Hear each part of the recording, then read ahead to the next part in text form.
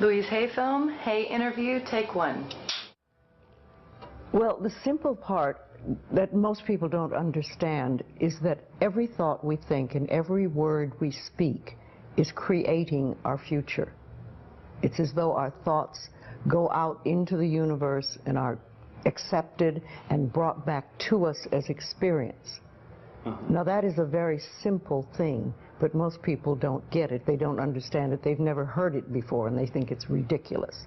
But if you can really accept the fact that every time you think a thought and every time you speak a word, you are literally painting your future, making your dinner, whatever you want to call it, you are creating. And you're creating your own life.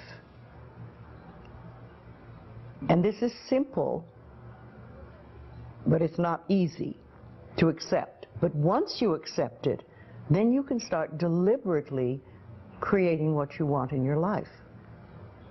And you begin to be aware of what you don't want in your life and how you are contributing to it. Now, I think this has been around forever, but for some reason in the last 20 years, the universe has wanted this to go out among all the people, or all the people that are ready for it. See, most of us just think, and we don't pay any attention to what we're thinking. We're just doing it. But that's something you need to train yourself to do, to begin to train yourself to be aware of what you're thinking. And one of the ways to do that is to periodically say to yourself, what am I thinking? Would I like this thought to create my life? Would I like to have the experience that this thought could bring to me? Now, it takes a while to do that, but even if we could begin on the smallest level to be aware of our thinking, we can start to make changes. To begin with, you start by doing what we call doing affirmations, and that is making positive statements about your life that are positive. And you do them deliberately. You might do them in the morning, you might do them at noon, you might do them at night, you might do them, twice a day or whatever. But you do this and you let this become a habit. And as you start to do them, things will begin to change, maybe on a very small level. I call it getting the green lights in the parking places. I mean, they're not huge things in your life, but it can be very nice when you get 3 green lights in a row, and you're in a hurry. Doing an affirmation is either writing it down, writing it on the wall or the mirror, or using just saying it. What I like people to do is to stand in front of a mirror and do their affirmations. Because there's something very powerful about looking in your own eyes and accepting yourself, or noticing that you reject yourself when you're saying something positive about yourself. So that would be a very beginning way to start. Say in the morning, you get up in the morning, you go to the mirror, and this is a big one, and it's hard for lots of people. But you look in the mirror and say, I love you. I really, really love you. And to begin with, that can be so hard for people because they think of all the things that they think are wrong with them. But if you can start your day saying that, it's very powerful. Remember, I'd like to think the universe is listening to everything you say and everything you think and saying, okay, you can get that. So then it starts to bring you in and bring things into you. And I know this sounds far-fetched, but it's amazing how it works. If you do a good general positive statement for yourself, the universe will figure out how to manifest that, how to bring that about in your life. So things could happen that you wouldn't expect at all, but they will happen. If you think of doing your positive affirmations is like planting a seed in the ground.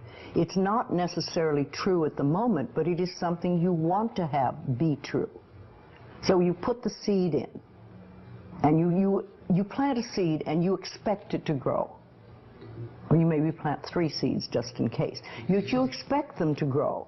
And you don't wait 2 days and then dig in the earth and say, what's happening, what's happening? You expect that thing to grow because you know there's a law and a process. And the seed will grow if it is in the right soil and it has the right amount of moisture. Making it really a habit and doing it every day. Doing something every morning when you wake up, that's a really good time. And another good time is when you go to sleep at night. And gratitude works a lot. Just being grateful for everything. The more, I always say the universe loves gratitude. The more you're grateful for what the good is in your life, the more good you get to be grateful about. Mm-hmm. And it's like, you know, if somebody gives you a present or gives me a present and I say, oh my God, I hate that color and it doesn't fit, and you know, that person will never give me another present. Mm-hmm. But if you say, oh, it's wonderful and thank you, I really adore it, it's great, that person is probably going to want to buy you a present every time they see something they think you would like. And it's like that with the universe. The universe loves gratitude.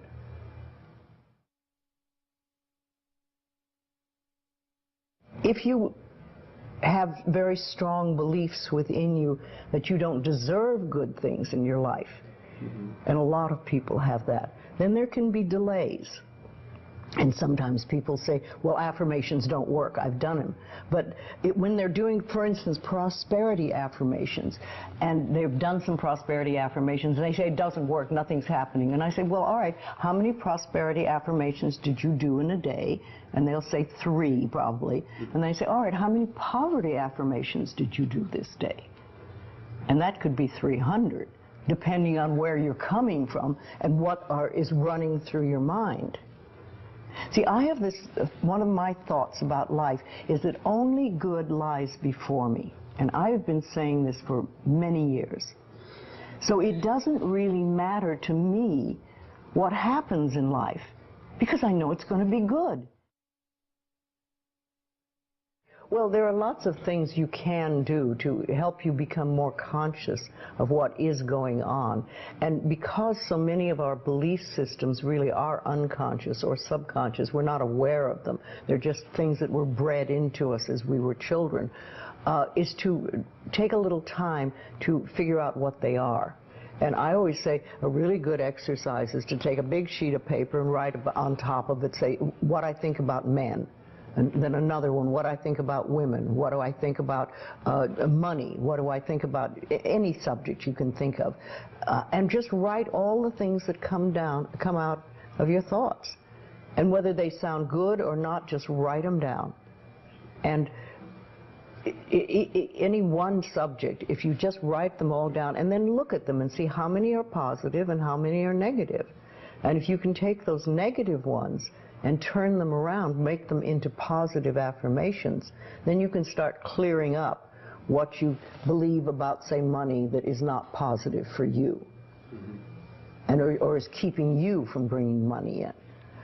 And you can do that with lots of things in your life, so you can really begin to realize what you do believe about these things. So you can't change your thoughts if you don't know what your thoughts are. There is a law of thinking, and we are beginning to learn about it. And it is like a computer. If you have this gorgeous computer put in front of you, and you don't know what to do with it, it's a piece of junk. But if you learn the language of the computer, miracles happen. And that is what the law of thinking is. When you learn how it works, miracles happen. What you think and what you believe, it's what will come true for you. Your thoughts create your life. It's that simple. And when we can get that, we can make enormous changes. Well, I think it really starts with realizing that you don't love yourself, that most people don't.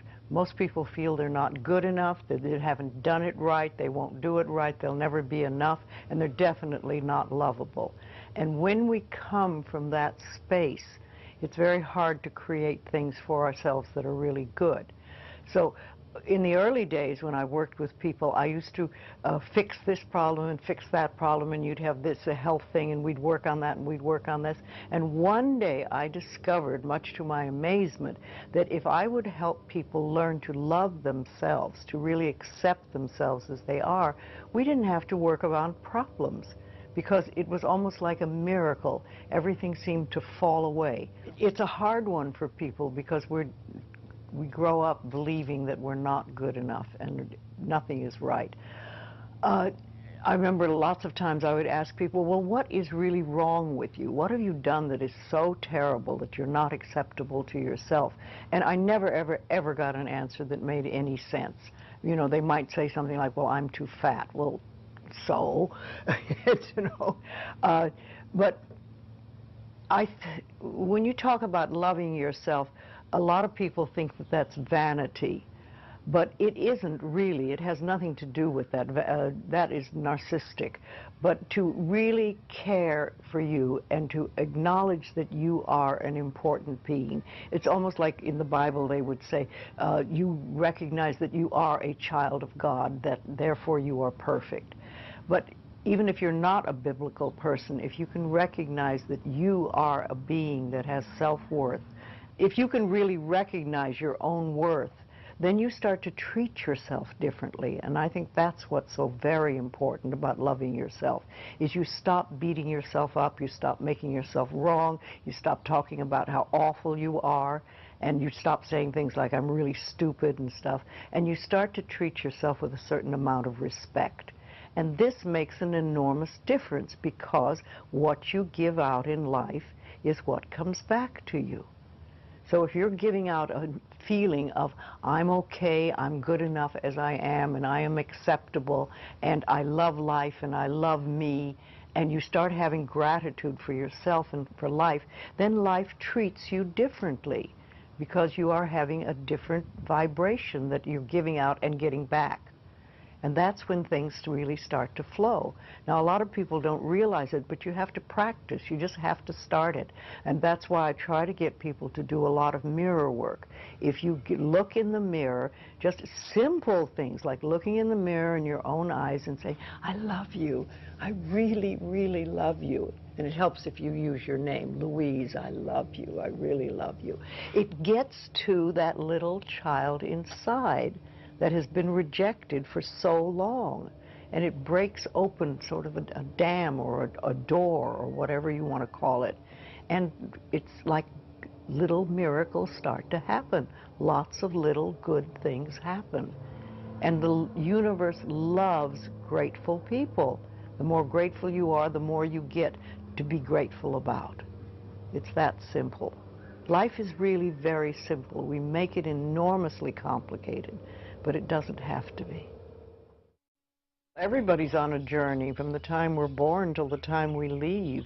But when we go on a spiritual journey, it seems to be more conscious, and we begin to make conscious choices about life instead of just going on and getting up in the morning and doing our stuff and then going to bed. We begin to make conscious choices of our thoughts and our actions and even the foods we eat and things like that. And it's putting your foot on the pathway one step at a time. And some of us do very devious journeys, and we take lots of little side tracks, and we don't get very far, really.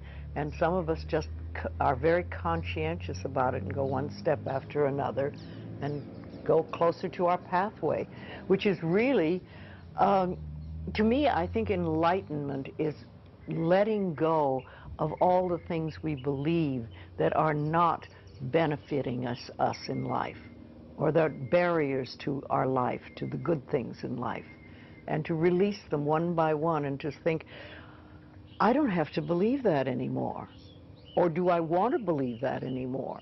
And making a conscious choice. When we can understand that every single thing we believe has been a choice, and it may or may not be true. It can be true for you and not for you, because it's your belief system and your belief system, and then I have my belief system. I say a lot, that may be true for you, it's not true for me. I may not say that out loud, but people are doing things or saying things, and I think that to myself a lot. And also, it has nothing to do with me. Whatever's going, that has nothing to do with me, because I'm under the law of my own consciousness.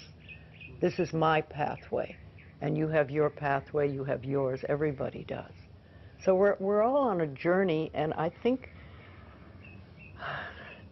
the more conscientious we are about it, and the more conscious choices we make, the better our journey is, or the easier, or the swifter, or we get more goodies, or we have better health, all that stuff. But when I was beginning to work with people in the early days, I paid very close attention to what people said. And it became a habit with me, and I still do. I listen to what people say more than, you know, the words they're using and everything. And so often I think, oh, if you just wouldn't use those words, if you just take those 3 words out of your vocabulary, because people use negative words a lot, the same ones over and over again. Yes, I hear words, much more than other people. What words would you take out of the vocabulary? Well, should to begin with. That's a big one. Because every time you say should, you're making yourself wrong. Either you were wrong, or you are wrong, or you're going to be wrong. So take that one out completely. And just a lot of negative expressions that people use. I'm not good enough, or this will never work, or oh, it's a rotten day, or, you know, there's just tons of expressions, and we use them over and over again, and they don't do us any good at all. Everybody's journey is individual, because we start from different places, so we can't all be having the same journey. But I think we all get certain ahas.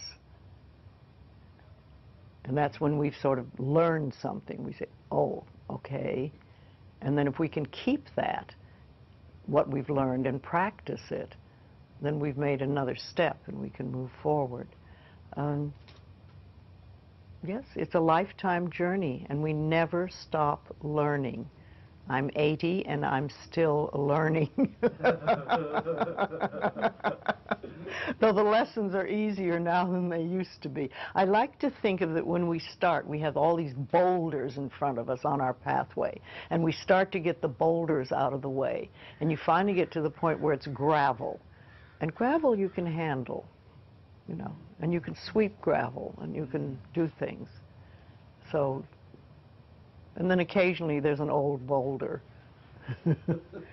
Rolls back into your path. You think, oh, I thought I had that one, but not completely. And you know, also I think that when we learn lessons, we think, oh, I've learned that one, it'll never happen again, I've done that, that's it. Well, how do you know you've done it unless it comes by once more and see how you react? Have you really learned it? Is it really nothing for you? Have you gone beyond that? Or are you going to go right back into the same old reaction? See, we're never wrong. That's what we need to learn that. We're always doing the best we can with the understanding and awareness and knowledge we have at that moment. I have a very firm belief that only good lies before me. And with that belief, it doesn't matter what comes, because it'll be only good. And I want it to be new and different and exciting and stuff. No, I'm in my 80s now, and new things are happening. So let it roll.